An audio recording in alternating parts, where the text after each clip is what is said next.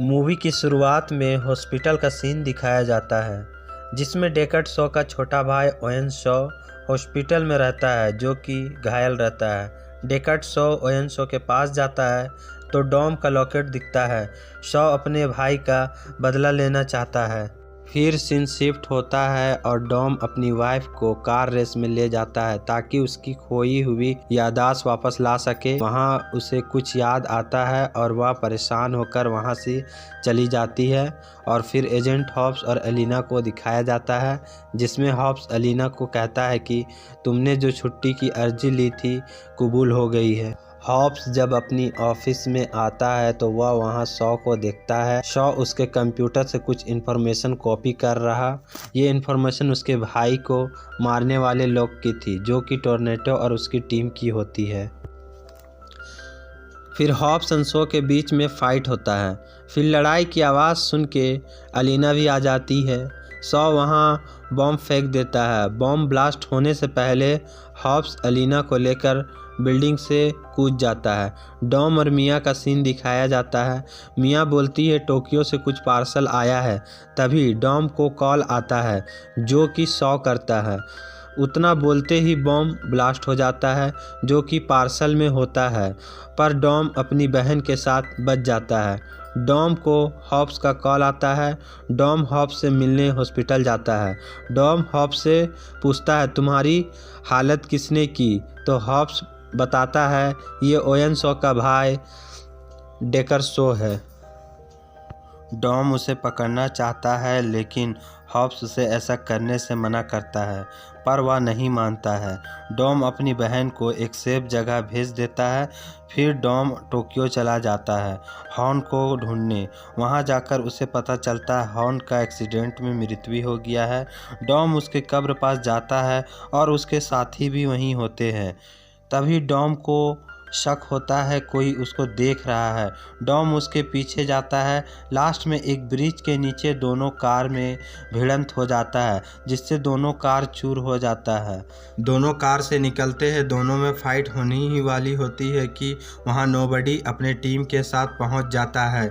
शॉ वहां से भाग जाता है। नोबडी डॉम से बोलता है कि मुझे तुम्हारी मदद चाहिए, बदले में मैं तुम्हें 100 दूंगा। फिर वह वहाँ से चला जाता है। डॉम भी उसके अड्डे में जाता है। वहाँ नोबडी बताता है कि जकांडी ने एक नौजवान हैकर को किडनैप किया है जिसका नाम रैमजी है। रैमजी एक नया डिवाइस बनाती है जिससे किसी भी डिजिटल नेटवर्क को हैक किया जा सकता है, और यह जकांडी के हाथ लग गया तो अच्छा नहीं होगा सबके लिए। और ये डिवाइस की सबसे ज़्यादा ज़रूरत तुम्हें है क्योंकि शॉ का पता आज तक कोई जान नहीं सका है, और यह डिवाइस मिल गया तो शॉ का पता भी चल जाएगा। दोनों में डील फाइनल होती है। डॉम रैमजी को वापस लाने में नोबडी की मदद करेगा और बदले में वह उस डिवाइस की मदद से शॉ का पता लगा सकता है। डॉम शर्त रखता है कि वह अपनी टीम के साथ ये काम करेगा। उतने में ही उसकी टीम वहां पहुंच जाती है। तभी खुफिया एजेंसी से रैमजी का लोकेशन का पता चल जाता है। सभी मिलकर रैमजी को छुड़ाने का प्लान बनाते हैं। प्लान से कार को नीचे लैंड करने का सीन दिखाया जाता है।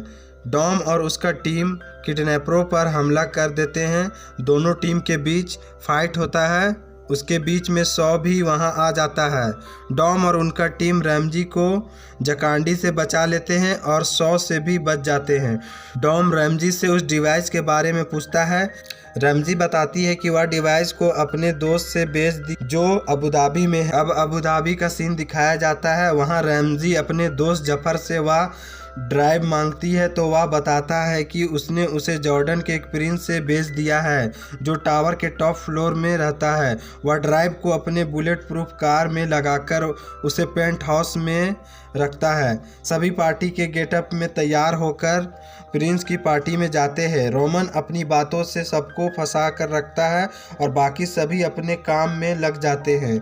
डॉम कार तक पहुंच जाता है। डॉम और ब्राइन कार से डिवाइस निकालने की बहुत कोशिश करते हैं। तभी वहां की सिक्योरिटी को पता चल जाता है वहां घुसपैठ हुई है। सारे जाने के रास्ते क्लोज कर देते हैं।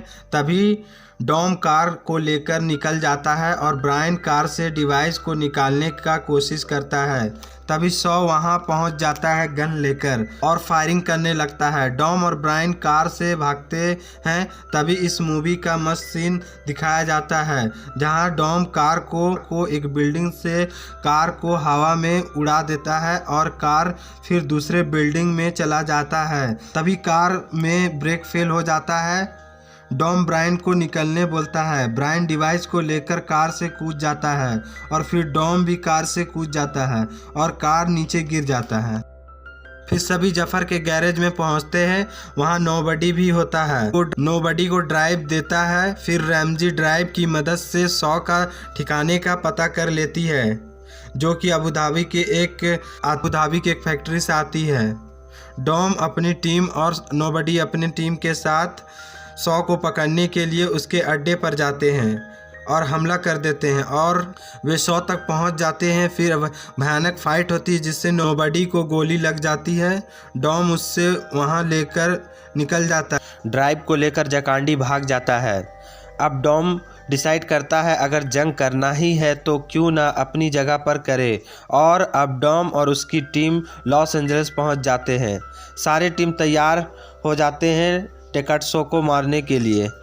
जकांडी रैमजी को मारना चाहता है क्योंकि रैमजी के हाथ में अगर उसका ड्राइव मिल जाएगा तो जकांडी का लोकेशन का पता लगवा के वह उसे जान से मार देंगे। जकांडी रैमजी को मारने के लिए मिसाइल छोड़ता है। मिसाइल कार में लगने ही वाली होती है कि रैमजी कार से दूसरी कार रोमन की कार में शिफ्ट हो जाती है और पुरानी वाली कार ब्लास्ट हो जाती है। जकांडी को लगता है कि रैमजी मर गई। फिर सीन दिखाया जाता है डॉम और सॉ के बीच में लड़ाई होता है। दोनों के हाथ में रॉड होता है जिससे एक दूसरे को मारने की कोशिश करते हैं। उसी बीच जकांडी वहां आकर दोनों पर मिसाइल छोड़ता है जिससे सॉ गड्ढे में गिर जाता है।